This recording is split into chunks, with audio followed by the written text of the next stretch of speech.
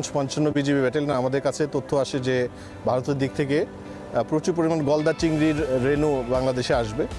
তো এটা জানার পরে আমরা সীমান্তর 5 কিলোমিটার অভ্যন্তরীণ মুক্তিযুদ্ধ চত্বরে আমরা তল্লাশি চেকপোস্ট স্থাপন করি এবং দেখতে পাই 3টি গাড়িতে বিপুল পরিমাণ রেণু বাংলাদেশে অভ্যন্তরে ঢাকার দিকে নিয়ে যাওয়া হচ্ছিল। তো তাৎক্ষণিকভাবে আমরা রেণুগুলো জব্দ করি। ওনাদের যে আইন আছে এই আইন অনুযায়ী এটা পানিতে অবমুক্ত করতে হবে। এটা আমরা এখন পানিতে অবমুক্ত করব। এটার বাজার দর আনুমানিক 2 কোটি টাকার ঊর্ধ্বে হবে। এখানে কয়েক লক্ষাধিক রেণু আছে।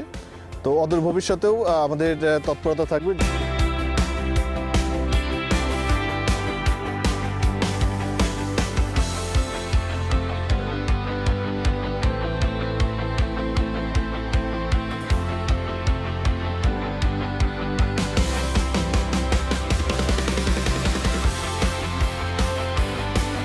আমাদের দেশের সীমান্ত ব্যবহার করে এই ধরনের কোনো কিছু না আসে, যাতে করে আমাদের দেশীয় যে মৎস্য চাষি যারা আছেন, খামারি যারা আছেন, তাদের স্বার্থটা যেন রক্ষা পায়।